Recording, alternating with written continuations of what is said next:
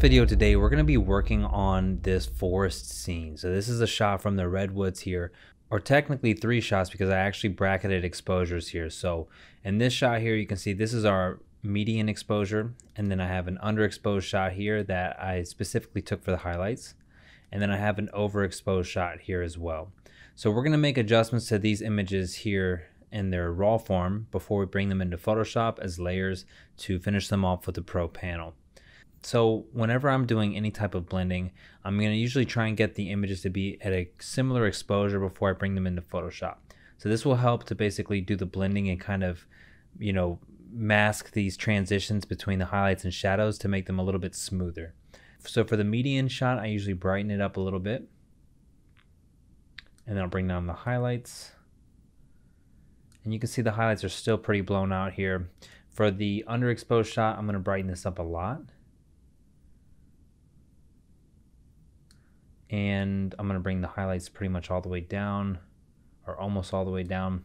And you can see we do have our highlights intact because we underexposed. So we have some shadow noise, of course, from brightening up this underexposed shot severely, but it's not going to make a difference because we're only going to blend the highlights back into the overexposed or the median shot. So for the overexposed shot, I'm actually going to bring the exposure down just a touch. And the highlights, of course, I'm going to bring down, and maybe the shadows up just a slight bit here. So I'm not going to do any type of contrast or color or anything in Lightroom. I'm going to do all that stuff in Photoshop, but I will enable profile corrections, and I'm going to select my lens down here. So I'm going to click Nikon, and that'll help for the vignette correction and any type of distortion. So we need to make sure if we're doing any type of corrections to the distortion, that we need to make sure that we apply the same correction to every shot if we're doing any type of blending, or else these images won't line up properly. So let me just make sure I have all the same image profile corrections applied. And now if I scroll through these, they're going to be similar in exposure, of course, except for the highlights. These are going to be blown out, and they have the same profile corrections applied. So we're all set, we're good to go. So I also check remove chromatic aberration. So again, I keep these pretty basic as far as the adjustments go in Lightroom before I go into Photoshop. So of course, this is only going to be for blending. If you're not blending your forest scene, you would just skip past this part and go straight to the Photoshop part. But if you are blending, then basically you're going to select all of your layers. So hold down Shift and then click on the last layer in the row. It's going to select all of them. Then you can right click and then go to Edit In and then Open as layers in Photoshop. All right, so once we have our shots in Photoshop as layers, we can figure out which one is which. So in this case, we have our median shot on the top, we have our underexposed shot in the middle here for the highlights, and then we have our overexposed shot down here at the bottom. So to be honest with you, I'll probably only use the underexposed shot and the overexposed shot. I don't think I'm gonna need the median shot here in this case because they look pretty similar. Because it looks pretty similar to the overexposed shot. So I'm going to only work with the overexposed shot and the underexposed shot, and we'll go from there. All right, so I'm going to drag my underexposed shot underneath my overexposed, and I'm going to make a luminosity selection based off these highlights that I want to blend in. So I'm going to go over here to my Pro panel. Under Tools, I'm going to select a Lights 2 mask. I think that should do it. So Lights 2, you can see basically is applying the white where it's going to reveal. So if I hide this, we can see that that is pretty much exactly matching the highlights that we're going to blend in, the blown out highlights. So I'm just going to show that one more time. So then I'm going to go down to Add an Adjustment and then load it as a selection. So I'm going to deselect this by clicking the Re-Deselect. I'm going to make a layer mask, and then I'm going to reselect by clicking that button again. And now I've made a layer mask on my overexposed shot, and I have a luminosity mask that's going to only select the highlights. So now when I paint with black on this regular layer mask here, I'm going to hit B on the keyboard. That's going to bring up my brush. Now if I paint with this black brush on this white mask with this luminosity mask selection, I'm going to blend those highlights back in perfectly within our selection. So when you're doing this, you can either leave those ants, those marching ants, active, or you could turn them off simply by going over here to the Re-Deselect button, holding down Shift, and you'll see -+ ants, so you can just click that. And that hides the ants for you so you can kind of see where you're painting a little bit easier. And you can just go through the image and basically just look for any type of blown out looking highlights and then selectively paint those back in like so. So because again, we're only using the luminosity for the highlights, we're not going to blend back any of those shadows from the underexposed shot. So we'll wind up basically with very clean highlights and shadows from the two images combined.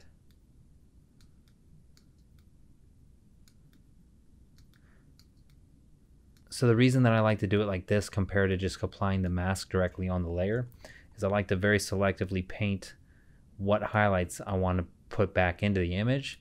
So I can leave some areas, you know, still bright if I want to kind of, you know, make that dramatic, bright looking, high dynamic range scene, and then only paint the highlights in where I specifically want them. All right, so zooming back out now. If I turn this mask off and on, you can see we've only basically revealed those highlights from the underexposed shot from underneath. So I don't think we're going to even need this median exposure now, so I'm just going to delete this. And at this point, we can just stamp visible, so we can stamp together these two images into one. And now we can work on this image as if it's one photo. All right, so the first thing I'm going to do is I'm going to go over to filters and then enhance foliage. So by default, this effect is very strong, as you can see. So I'm going to dial this back a lot, maybe to like 15%. I think that's fine. And then maybe I want to brighten up these shadows just a little bit more, but very selectively, because this tree here is pretty dark, but the rest of the shadows seem pretty good. So I'm going to make a luminosity mask for the shadows now. So maybe something like Darks 5. And you can see Darks 5 is pretty restricted to just the darkest shadows. So that looks good. Maybe even Dark 6 would work great. So because I want to only affect this tree here, I'm going to apply this luminosity mask as a group in a mask. So the reason I like to make a group in a mask is basically this just makes a group and then a layer mask with that luminosity mask that you had selected. And then now whatever adjustment that I put within this group will only be revealed through this luminosity mask where it's white. But the cool thing about this is I can create something like a curves layer and I can brighten this up, and you can see this curves layer is going to brighten up the entire image in the shadows.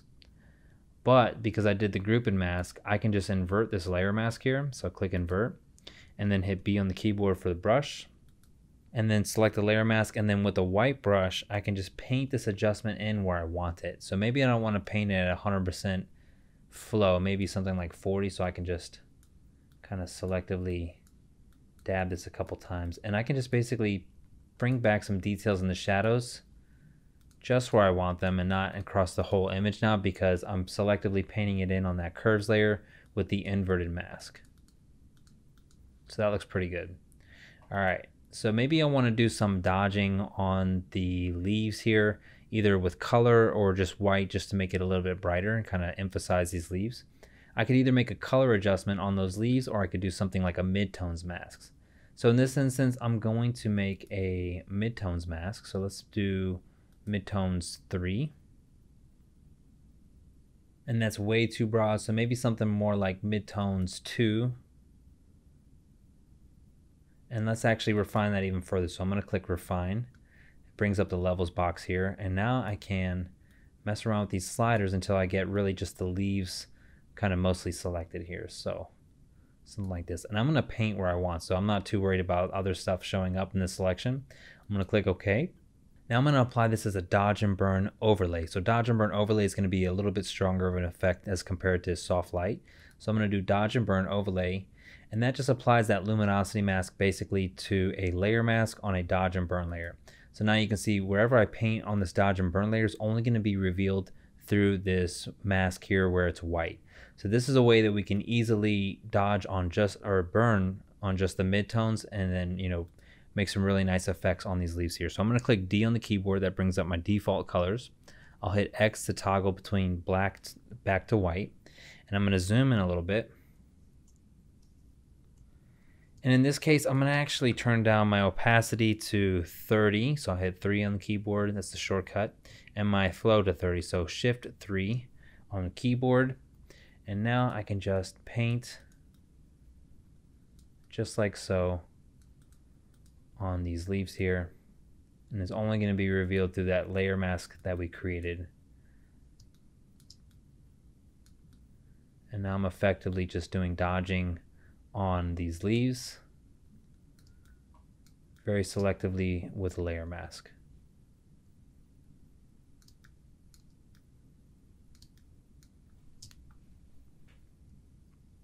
You can also experiment and do that with color as well. So for example, if you select the image here and then you have your brush, you can hold down Option or Alt on a PC and select the color. And then if you double click on that color, you can just kind of bring it up to something a little bit lighter. And then go back to your dodge and burn layer and you can actually paint color in. So you can actually dodge basically with color instead of just white. So now if I turn this off and on, you're going to see this has been more like a combination of color and light. So I want to undo that because that was pretty strong. So let's go back a couple steps here. And if you think that the dodging or burning that you've done is too strong, you can always just turn down the layer as well. So let's turn this down just a little bit. Something maybe more kind of around 50% looks good.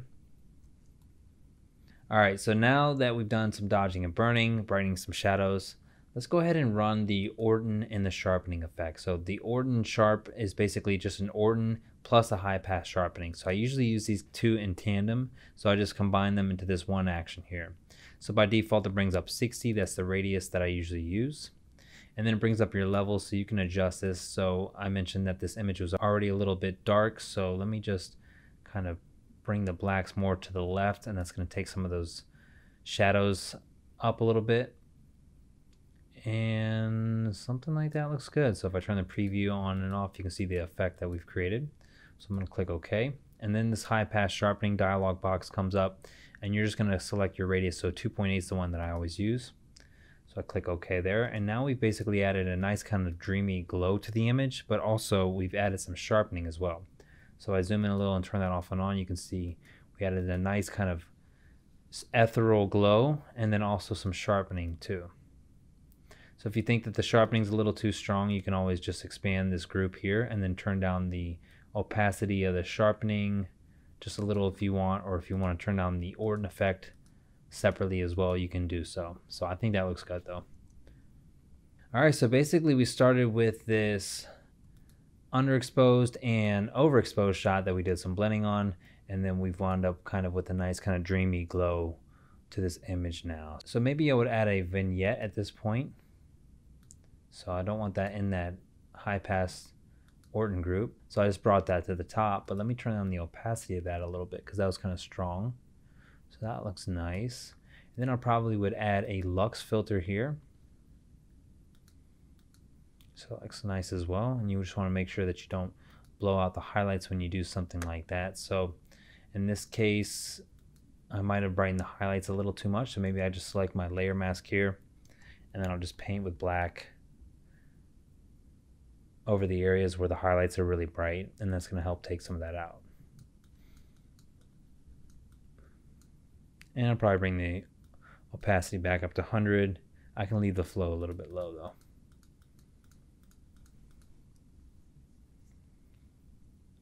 So this image was actually taken in the Redwoods on a foggy morning. So the Redwoods, if you've never been there, is this forest right next to the ocean. So you actually have a very high humidity level, and sometimes you get really nice fog. So there wasn't too much fog this morning, but there was just enough so that when the sun started to rise, I got some nice light rays here. So I'm going to stamp visible at this point, and I want to show you guys something pretty cool in Photoshop 2021 if you have it. And that's going to be depth aware haze. So if you go up to filter and then go to neural filters here, and then select beta filters here, and then just turn on whatever filter you want to try. And I'm going to turn on depth aware haze. So check this out. If I turn this up,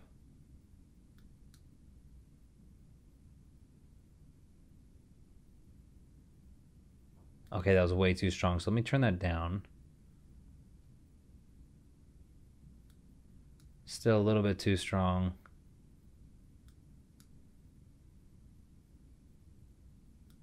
All right, so that still looks a little bit too strong, but let me show you guys a trick. So I'm gonna click OK, and it's gonna put it on a new layer here so you can see that there. So let's do something cool. But let's say we only want to apply that to the highlights, which would be more of this kind of light rays area here. So in this case, we're gonna make a selection for just the highlights. So something like lights 2 would probably work pretty good. And then all we need to do is just apply it as a mask. And basically, because this area is selected in white, white conceals and black reveals, then basically everything that's in black, which is everything except for the highlights, will be concealed through that haze image, and then it's only going to be left in the highlights. So if I zoom in, you can see we added just a little bit more haze kind of to those rays there. So if I turn that off and on, you can see that there. And that looks pretty good. All right, so at this point, I'm pretty happy with the image. If I show you the before and after again, we've just added some nice kind of dreamy glow to this photo here and just created a kind of a more surreal scene. So usually at this point, what I'll do is I'll stamp one last time, or you can also just flatten the image if you want. If you're not concerned about saving all the layers, you could just flatten this. But once I've stamped visible towards the end of my edit, then I'm going to open it in Camera Raw, and I'm going to make a couple last minute adjustments. So here I'm going to bring the highlights down just a touch, and then maybe bring the shadows up just a touch. And I can bump up the whites a little bit, something like that. And now if I hit P on the keyboard to show the before and after, just little subtle adjustments there, but just kind of makes the image pop a little bit more. Maybe just a slight little bit of dehaze, and I could also add just a little bit further more of a vignette if I wanted to. So I'm going to turn this down really strong, turn the feather off, put it where I want it with the midpoint, turn the feather where I want it, so maybe something like that, and then I would just make the strength a lot more subtle, so maybe -5, and I'm happy with that. So I'm going to click OK. I don't need to do any type of sharpening or anything like that because I already did the high pass sharpening, so you can see that we have some very sharp details here in the image, so this looks good. So again, this is our pre-adjustments, and then this is kind of the final image here. So once I'm happy with the image, I'll go over here to my Finish tab, and then usually what I do at this point is I save it as a PSD. So I have my PS files, my Photoshop files document folder there. So I'm just going to rename this to Redwoods Beams, and then I'm going to click PSB because it's over actually 2 GB. So 2 GB is the limit for PSD. So over 2 GB, you're going to want to save it as a PSB, which is a Photoshop document. So I'll just click Photoshop document there. And that's going to save it basically with all these layers here. So if I want to go back and make adjustments in the future, I have all the different layers. All right, so once I've saved it as a PSB, I can save it for web if I want to. So I can just set my pixels here and then the quality. So I usually save it at 100% quality, and usually 2400 on the long end is good for high quality. And then I'll just click JPEG, and that would basically save it for web. But you do want to change your folder to the right folder for web before you hit JPEG here, or it will go to your folder you have selected there. And lastly, if we want to save it for print, all we need to do is click JPEG, and it's going to save it as a full res JPEG or a full res TIFF if we click TIFF. But it is going to embed the color profile in it as well. So I usually convert to sRGB first. So I'll just click sRGB and change that color space from Adobe RGB to sRGB. And then I'll click JPEG, and that's going to save it as a full res JPEG. So if I want to, I can just click the folder here and then find prints. And then I can click open, and then I can just save this as a full resolution JPEG with the color profile embedded just by clicking JPEG. And that's pretty much it as far as the forest edit goes, guys. Let me go back to Lightroom really quickly, and then I'm going to reset this overexposed shot and then open that up in Photoshop. And I can just drag and drop that right on top of our edit here.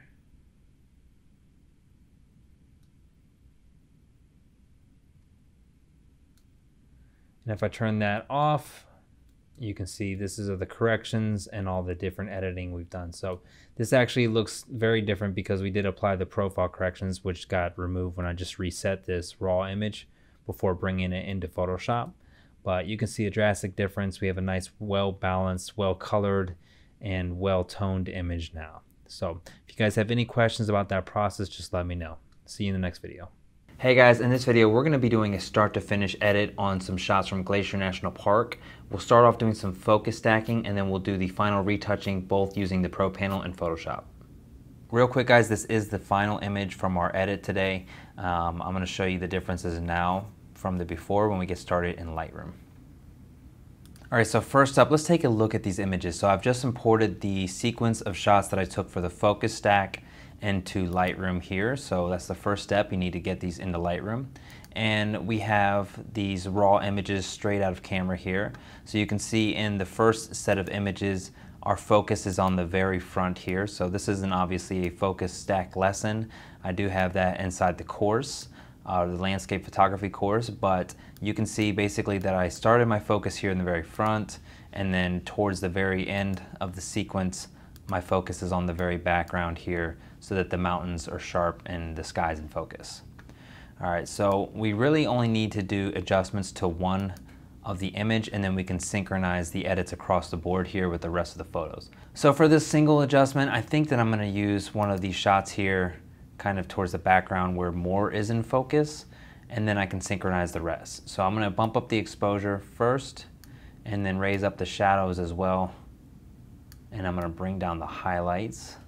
So you can check this box here just to make sure that you're not clipping. So this will show basically in red where you're clipping if you're clipping highlights. So that's handy. And this is a pretty good base exposure. The front of this image, or the bottom portion, is a little bit dark, so maybe I'll make a graduated filter here. And to keep this straight, all you need to do is hold down Shift and then drag from the bottom up, and it's gonna keep the line straight basically. So this is way too strong, and you can see the further away this bottom line is to the middle line, the smoother the transition, basically the more gradual the transition. So I want something not so gradual, but obviously not so strong. So this was the effect that I used for the last graduated filter, so it just automatically applies that. So to reset that, just double click Effect here, and I am gonna bump up the whites, and I'm also gonna raise up the shadows just a touch, not too crazy. Maybe the exposure just a tiny bit.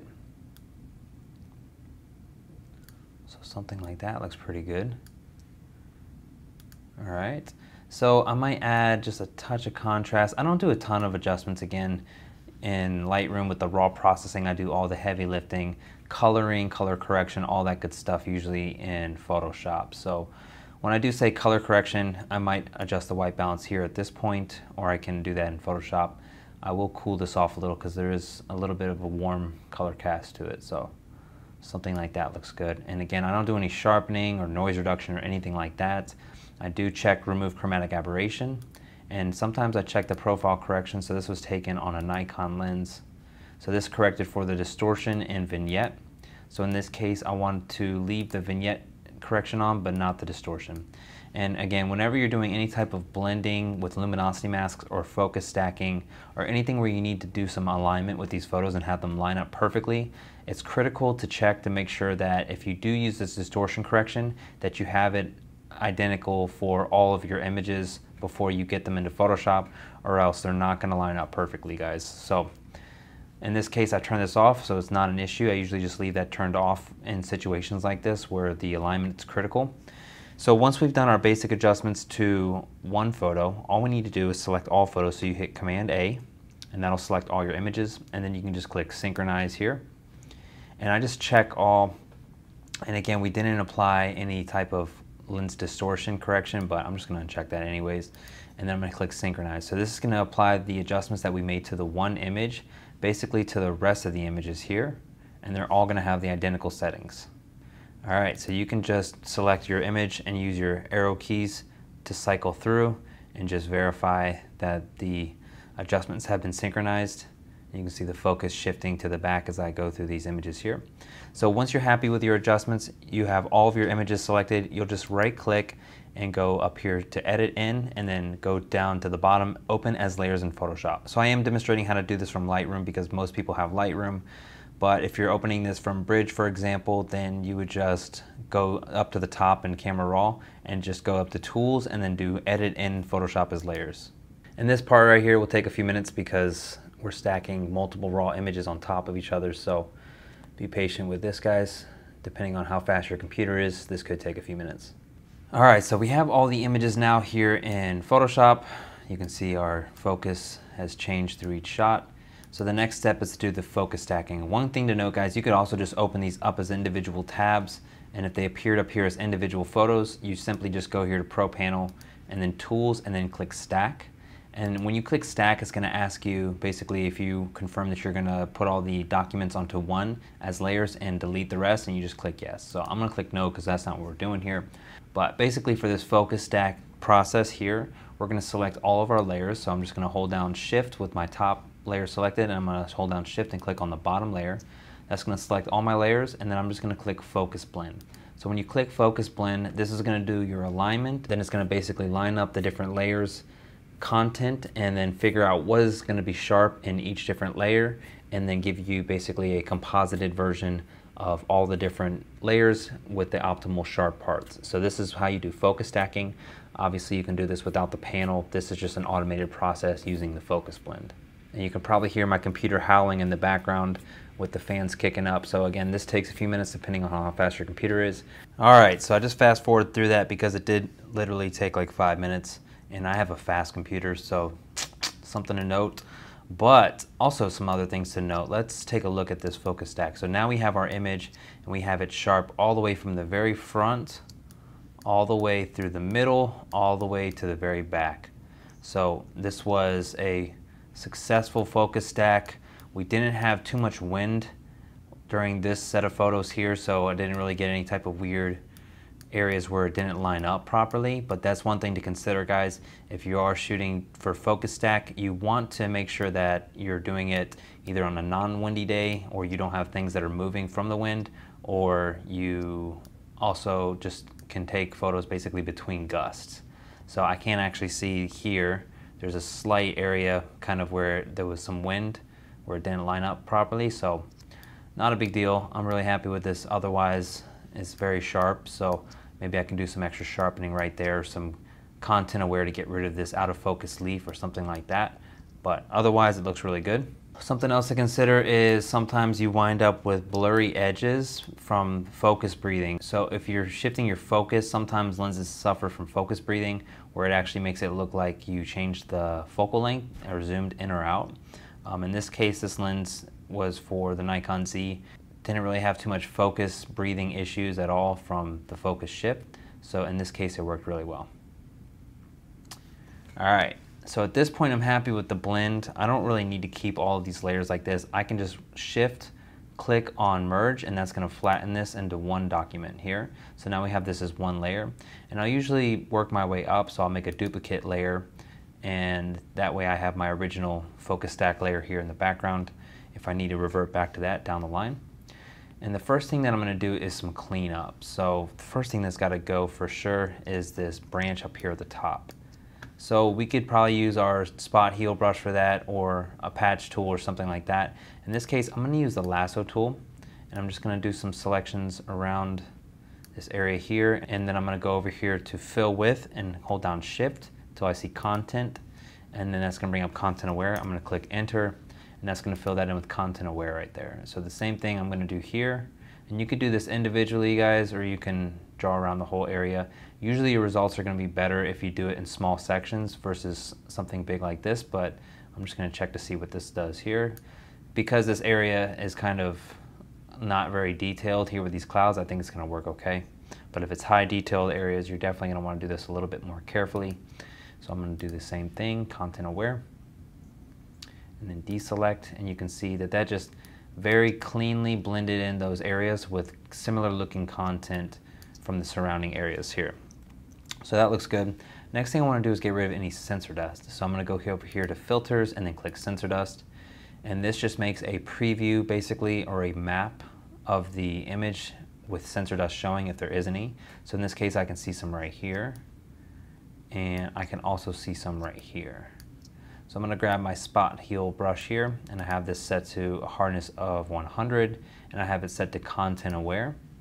And I'm basically just going to zoom in, and I'm just using the sensor dust layer as a map. I'm going to do the actual removal on the actual layer. So I'm going to turn that off, and I can see it there. So I can leave that on and just paint on the actual layer, just so I see where the sensor dust is clearly. And then turn that off and just make sure that it's gone and it doesn't look weird at all. It's not going to be removed on the preview, guys. Keep that in mind. This is, again, just a duplicated layer that's acting as a map. So again, here I can see that there's some sensor dust, and so you would very easily miss this without something like this sensor dust map, but when you go to print, that little sensor dust spot would definitely show up. So again, I'm going to paint on the actual layer and just paint over that here. turn that off and zoom in. And you can see the spot was right here and it's been removed and it's been filled in with similar content and all is good. So you can delete this now and then you can make it again if you want to double check. But I'm confident that I got the only 2 spots that showed up, so I'm happy.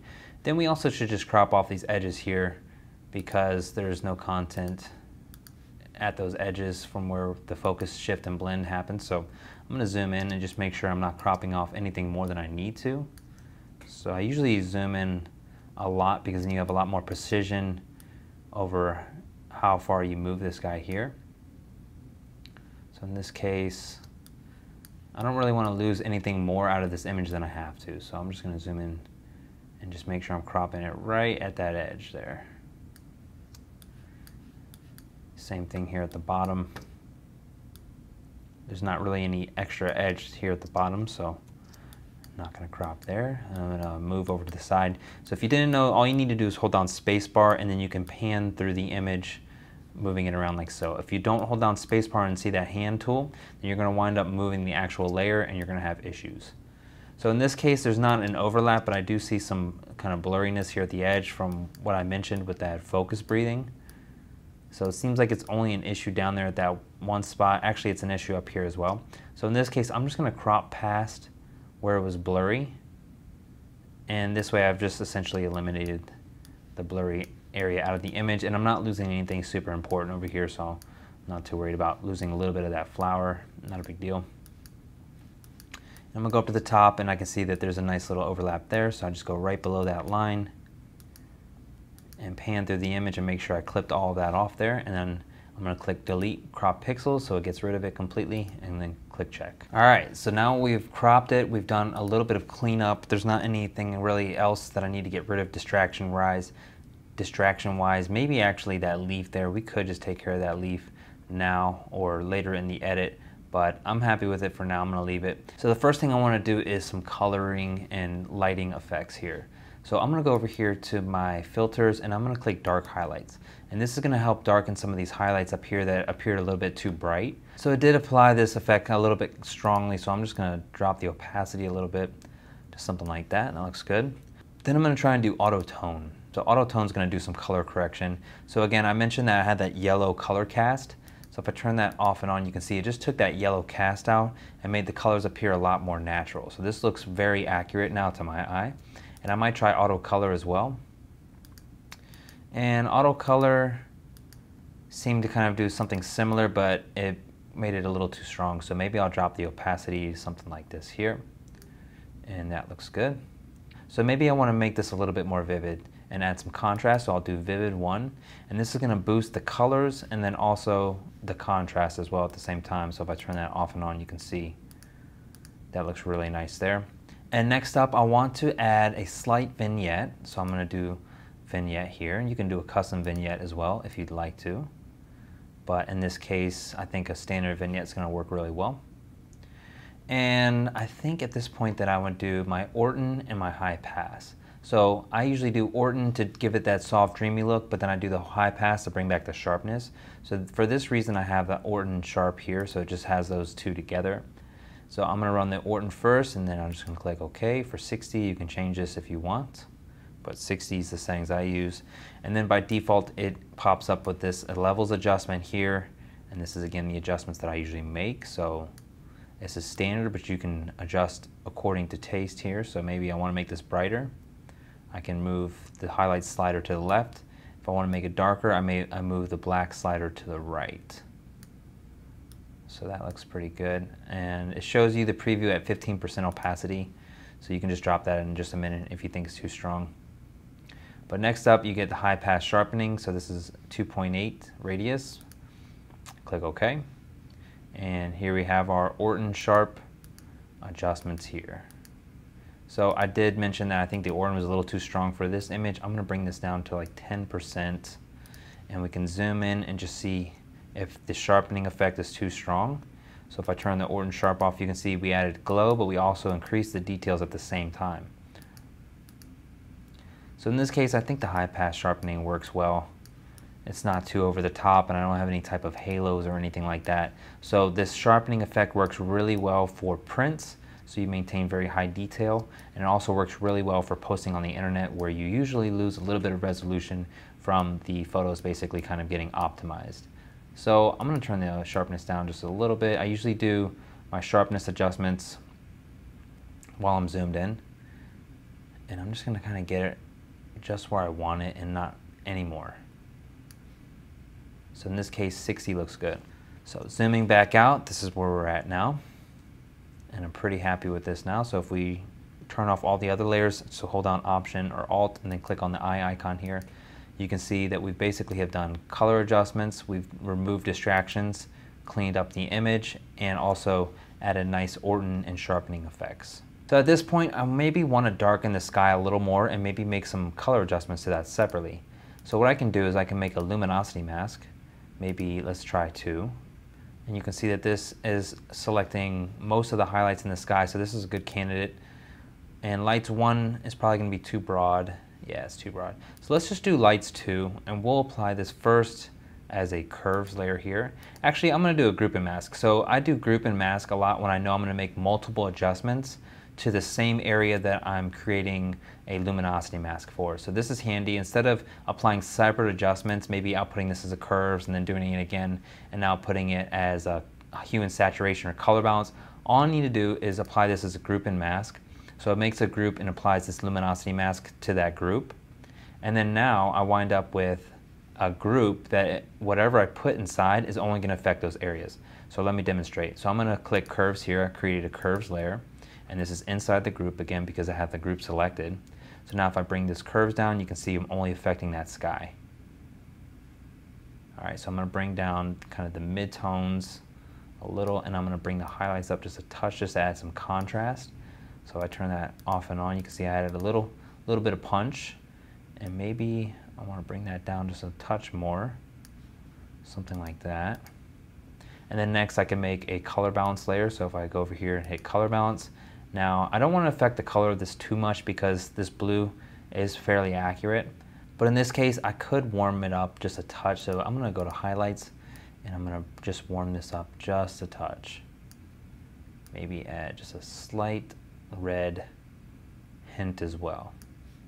Now if I turn that group off and on, you can see that I just added some contrast and just a slight adjustment in the color there. So I can see that the color balance actually kind of brightened up those highlights a little bit too much there.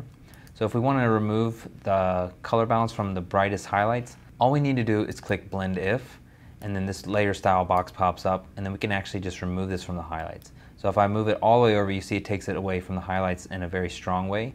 But if I move this slightly over and then I hold down Option or Alt on a PC, I can split this and then I can just kind of feather this out like this. And this is going to remove it from the brightest highlights. So now it's not going to affect those bright highlights very much. Kind of more so just the less bright highlights, more towards the midtones. So if I turn that off and on, you can see the adjustments there. So you can go a little bit more crazy than this if you want to. Adjusting the color or the sky. Maybe I'll just add a vibrance layer really quick. So one pro tip, guys, you can actually just add a layer, adjustment layer from this drop down. So you can either just add it directly as a adjustment layer, so it's a shortcut, or you can apply your luminosity or color mask to one of these guys as well. So if you just click it without a luminosity mask selected, then it just creates an actual adjustment layer with no, or a blank layer mask basically. All right, so let me just crank up the vibrance a little bit, and you can see if I crank up the vibrance, you see it only affects the sky basically through this layer mask, the luminosity mask that we created. So let me turn this group off and on, and you can see we basically have just made the highlights a little bit more vivid and added a little more contrast. So let's say we think that yellow is too strong. We could go over here to Effects, and we could go Desaturate and then click Yellow, and that would actually remove some of that yellow for us. So this actually was applied within that group because I had the group selected still. So if I took that out of the group, you can see it's going to apply it a lot stronger because just now it was only applied through that group. But in this case, I actually like it because it only took it out of the bright highlights. And in this case, it was too strong kind of in these highlights over here. So I'm happy with that. So I'm going to stamp up. And we have this image basically as one photo now. So I can just open up Camera Raw and adjust this now as one adjusted focus stacked photo. So maybe I want to bring down the highlights again just a touch, Add just a little bit of contrast and play with the shadows just a little. So you can see up here I'm already kind of clipping on the black, so I'm teetering on the edge of the blacks being too strong, but I'm not really blowing out any highlights, so maybe I'll increase the whites a little. And this area here is a little suspect. It's almost blown out, but not blown out, so there's some detail there. It still will print, so I'm not too concerned about that. Maybe I want to just darken some of the shadows here at the bottom. So I just made a graduated filter and make sure I reset this so it doesn't apply the same filters previously. And maybe I just adjust those shadows just a touch. Kind of take some of the focus out of this kind of negative space here. And if I increase the whites, you're going to see it's going to make those flowers pop too. So that looks pretty good. And I could add another vignette here at this point if I wanted to, or I could do that with the panel. But let me just check with the actual vignette here. So I'm going to turn the feather all the way down. This is how I make my vignettes. I'll just make it really strong, kind of get it where I want it to be so I can visually see it with that feather turned off. Then I'll adjust the feather to where I want it. And then I'm going to dial this back. So something like that looks good. So if I hit P on the keyboard, that's for preview. It's going to show you what we've done in Camera Raw. So we basically have just added a little bit of vignette, which kind of ties the viewer's eye into the middle of the scene here. And we darkened the bottom also without the vignette with the little graduated filter. And just added a touch of contrast and adjustment to the highlights there. So this looks good. I'm going to click OK. And usually I round this out with a Lux filter here, so I'm just going to click Lux. And Lux is going to add a little bit more contrast and kind of pop to this image. And it's a little too strong up here in the highlights. So in this case, I could either take it out of the top of the image with a luminosity mask, for example, or I could use Blend If, like I just showed you, to take it out of those highlights, or I could just quickly select my gradient tool here with it set to black. So I'll click D on the keyboard so it's in my default colors. And I want to make sure that this is set from foreground to transparent. And with black selected, I just hold down Shift and draw from the top. And you can see I'm just kind of masking that out through that layer mask here. And this way I've just taken that brightness effect out of the bright parts of the sky there. So you can see if I click Show, I just basically use that gradient tool to just paint slightly in black at different opacities, varying from strongest to the top to lower at the bottom. And that just kind of hid that contrast adjustment, that Lux filter, from the top portion. All right, so we've already applied sharpening as well, so we don't need to worry about that.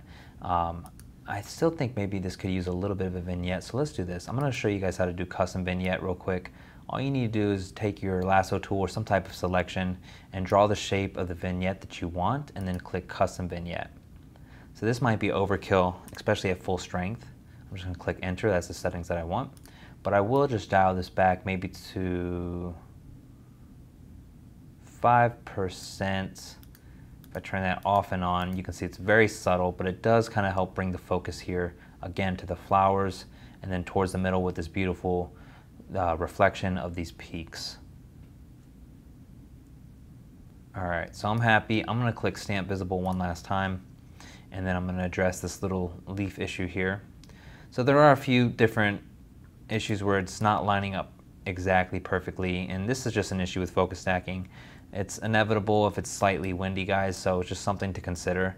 But I can address that leaf if I want to. I'm going to show you how. I probably wouldn't even really actually do this, but I'm just going to show you real quick. So you could use the patch tool or your lasso tool as well and just draw around that selected area that you want to get rid of. And again, you're going to go over here to Tools and then hold down Shift and then click Content and then click Enter. So this is going to fill that in with content that's similar in appearance in the surrounding areas. So now if I click Deselect here, you can see it literally just covered that up. So I'm going to turn that off and turn that back on. And you can see it's a very, very clean cover up of that out of focus area.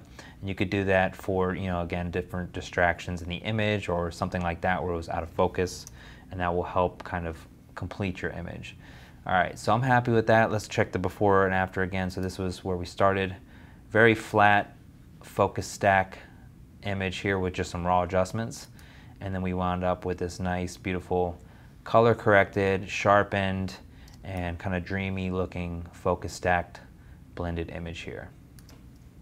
All right, so once I'm happy with this, my final image, I'm gonna go over here and save this first as a PSD or a PSB. And this is just so that I have all the different layers in this file so I can go back and make changes if I need to in the future. So I'm gonna select which folder that I want, and that's my PS files folder for my PSDs and PSBs. And because this is below 2 gigabytes, I could save this as a PSD, or I could save this as a PSB if I know I'm gonna go back and make adjustments later. So I'm gonna name this Glacier Wild Goose, and I'm just gonna save it as a PSB just because, again, I probably will go back and make changes later at some point and push that over 2 gigabytes. So I'm just gonna do this now so it's in the proper format. All right, so quick heads up, the PSB does take a little bit longer to save than a PSD, so I did just skip forward past that. But if I wanna save this for print now, I would convert it to sRGB. So again, I usually do this before I save to print because I put my images on a website where they need to be viewed in sRGB, and I just put the file for print in sRGB. This way it's ready to print, but also viewable online and the correct color profile. So this is controversial. I've printed with sRGB and RGB and ProPhoto, and I can't tell a difference. So it's important for me, again, to shoot in these formats, edit in these formats, and then I'll just convert it before I save. So I'm gonna select this folder icon again, select prints, click open. So now I'm gonna save this to the prints folder, and then I'm just gonna click JPEG, and that's gonna save it as a full resolution JPEG, basically at its maximum DPI, and also with the color profile embedded. So this is gonna be essentially ready to print. All right, so once I'm happy with that, I can save this for web. So I usually save my images for web at 3000 pixels on the long end. So this is gonna be the size for the long end. So if this was a vertical image, then for example, it would be 3000 pixels tall, but because it's horizontal, it's gonna be 3000 wide. So I'm not gonna apply any sharpening for web. You could do light, medium, or strong if you want to, but I sharpened with a high pass, and for me, that's strong enough. So all I need to do now is then save it as a JPEG here for web, but I do wanna change my folder, so I'm gonna click Pictures, click Open, and then click JPEG. So then that resizes it for web, changes the resolution to 72 DPI as well, and reverts it back. And you can also apply your watermark as well if you wanted to. So all you would do is select your anchor point. This is always going to remember your previous settings, guys, by the way. So wherever your anchor point is, whatever your opacity is, and whatever the size is, it's going to remember this every time. So maybe I want to do this at 50%. And also it will remember your last used watermark as well. So this just stores that there for you, and then it can apply. So maybe that was a little too big, so maybe I should have done more at like 30%, but I can just click transform if I want to, and then, you know, basically just resize this, or essentially just move it to a different portion of the screen and click enter. All right, so I usually don't put watermarks on my images, guys, but you can definitely use this if you do. I'm just going to delete that there, and then now we basically have completed the image and saved it for print, backup, and also for web. All right, so that's a wrap as far as the focus stack and the editing goes, guys. Again, this was using the Pro Panel. You can do all these techniques within Photoshop if you learn them manually, but again, the Pro Panel is going to help you with these processes and cut your editing time down significantly. So let me know if you have any questions about those processes at all, and I will get back to you and see you in the next video. Hey guys, in this video, we're gonna do a start to finish edit using the Pro Panel. So first we need to take the images in Lightroom, the raw photos, do some raw processing, and then get them ready to do the blending and editing in Photoshop using the panel. All right, so these are the two images that we'll be working with here. So these are two long exposures at a very popular waterfall in Iceland. So you can see this one here is a little bit overexposed, and then this one is going to be a little bit underexposed. So when I say overexposed, I mean for the sky, because obviously the shadows here are pretty dark, and we're going to need to do some adjustments to brighten that. But you can see in this photo here, the highlights are not blown out, and we're going to be able to blend these highlights back in with this exposure here so that we have a properly blended photo. So first thing that I'm going to do is I'm going to get the photos to look pretty close in appearance together. And this is generally what I'm doing when I'm doing any type of blending with luminosity masks. I want to get the images to appear about the same exposure and balanced. And this is going to help when you're blending in the highlights, for example, into an area wherever they meet at the edges with shadows, for example. This transition is going to be a lot smoother if the images are more similar in appearance. So first things first, I want to brighten this guy up. And I want to bring the shadows up just a touch. I don't usually go too crazy with the shadows because it can start to look a little bit unnatural, but I am going to bring the highlights down. And I also don't go all the way down with the highlights too because it can make things look unnatural. And we're going to blend the highlights back in. So I won't go all the way down, but I want to get them a lot less bright. So something like this looks good to me. And then for this image here, I'm going to brighten the crap out of it, but I'm going to show you why in a second, because we can retain all these highlights here, you see, because they weren't blown out. So what we want to do is bring the shadows and the exposure up to get this, again, close in appearance to the other image. The thing is, if we zoom into the shadows on this underexposed image, because we did such a drastic exposure change, you can see a ton of noise in the shadows. So this is going to be a problem for the shadows, but you can see in the highlights that it's very clean. So the thing is when we do our blending, we're only going to blend those highlights back in from this underexposed shot, so the shadow noise isn't going to be an issue. All right, so these look pretty similar in exposure here. Lastly, I would just select both and then make sure that my profile corrections are on. So I want to make sure that any type of vignette or lens corrections are applied, and sometimes I'll turn off the distortion correction, but it did correct for a little bit of vignetting, so I'm happy with that. One thing to keep in mind, guys, when you are doing the profile corrections, make sure that it's applied to the two images you're blending or the multiple images that you're blending together the same way. So I have the distortion turned off on both. For example, if I did not turn the distortion off on one of the images but not the second one, then you can see there's going to be a difference in the appearance, and it's going to affect our blending. So make sure that they look pretty similar in appearance, guys, and you have them matching so that when you go to blend, they line up perfectly. All right, so lastly, we could do some color adjustments. This image does have a bit of a warm color cast, but I might make some adjustments for that once we get into Photoshop, so I'm not too concerned right now. And again, we're probably going to blend back this whole sky or a lot of the highlights from this one, so I'm not going to do anything really with coloring or anything like that as well until we get into Photoshop. So once we're happy with our raw adjustments, and again, I keep this super basic, guys, I don't do sharpening or anything like that, noise reduction, I do that all in Photoshop. I'm going to right click and then open these guys up in Photoshop as layers. And if you're opening them up from Bridge, for example, it's just going to be a similar process. You'll just go up to Tools and then Photoshop and then open as layers. Alright guys, so this is a tutorial for the panel, so just keep that in mind. If you have the panel, just follow along with each step. So first up, I'm going to go ahead and do my blending. So you can put your bright exposure on the top or the bottom. It's really up to you. It's just your personal preference, but I like to just keep my bright exposure on the top and create a layer mask. And then this way I can just paint out the selection that I'm about to make and reveal the layer from underneath it. Alright, so first I need to make a bright selection, so I'm going to select maybe 2. And I don't want this to be super broad to where I'm affecting highlights in the whole image, but I do want it to not also be too constricted because I do want to include some extra stuff around the edges of the blown out highlights to make this blend very seamless. So you can see in black what's going to be concealed and with white what's going to be revealed. So this is just our luminosity mask preview here. So far 2 looks like a really good candidate. So I'm going to select this one here. I'm going to load it as a selection. And then now I'm going to select my layer mask again, and with a black brush set to 100% opacity and 100% flow. And if you guys didn't know, you can use the numbers on your keyboard for opacity. Just the regular number will be the opacity, and shift and the number is going to affect your flow. So I'm going to paint with a soft brush at 100% flow and opacity, and I'm going to paint within this selection that I just made of the highlights. And because I'm going to paint within the selection here, it's not going to affect anything outside of that selection, which in this case would be the midtones and the shadows. Alright, so I'm going to zoom in just a little bit, and I'm going to make my brush a little bit bigger, and I'm just going to start painting in this selection that we made of the highlights here, and you can see it's bringing back the highlights from the layer underneath it.